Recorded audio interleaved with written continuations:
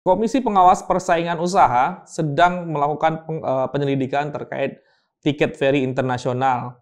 Nah, ini ada terlibat 4 agen di Batam.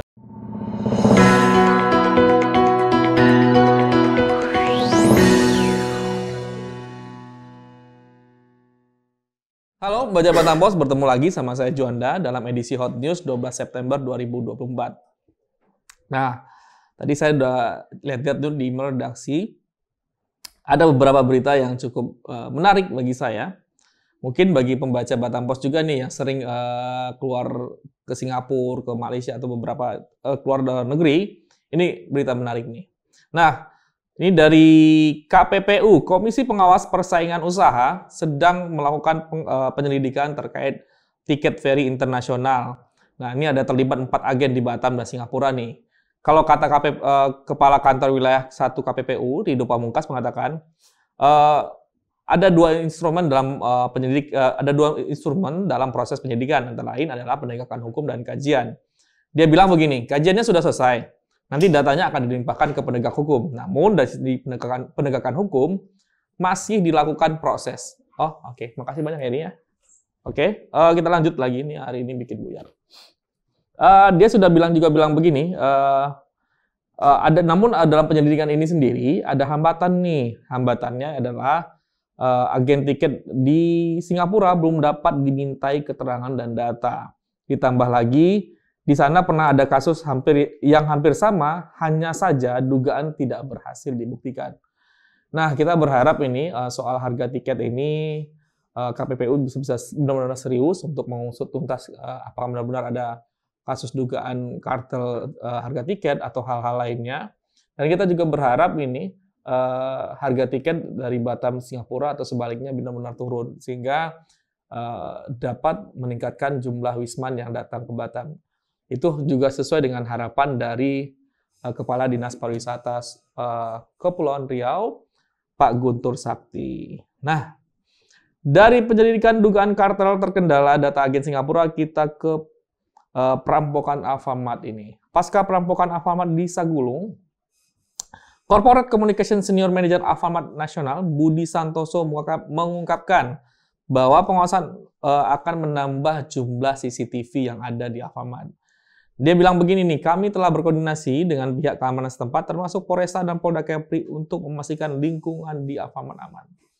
Nah, penting nih soalnya kadang-kadang Alfamart itu kan sampai tengah malam tuh, ada banyak pekerja, ada pekerjanya kadang-kadang tidak hanya laki-laki, tapi juga perempuan sampai tengah malam. Penting rasanya Alfamart memberikan kayak semacam jaminan keamanan bagi para pekerjanya.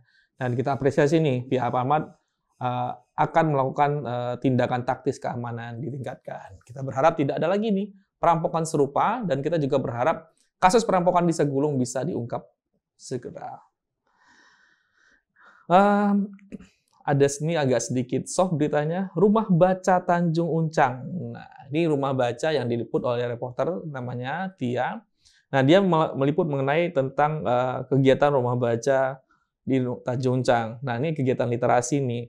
Ada tidak hanya soal membaca, tapi juga ada edukasi dan juga ada perlombaannya. Nah, bagaimana sih liputan dari Tia ini bisa baca di koran Batam Pos esok hari? Lalu mengenai dari politik, ada catatan dari PDIP Batam ini soal campur tangan Tuhan. Wah, ini beneran ini.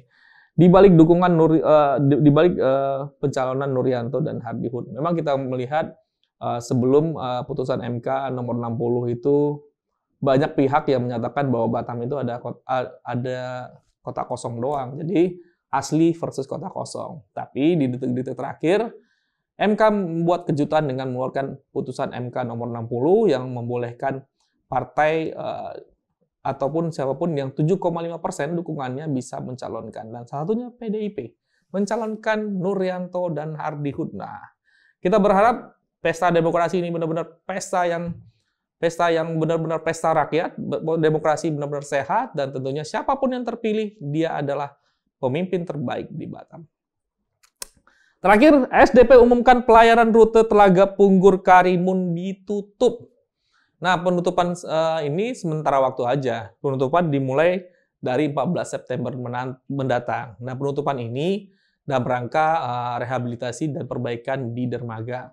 Nah, kita berharap penutupan ini tidak lama ya, agar bisa tidak mengganggu kelancaran lalu lintas di SDP dari Batam ke Karimun. Nah, membaca Batam Post itu aja tuh berita-berita yang hot news di hot newsnya Batam Post kali ini.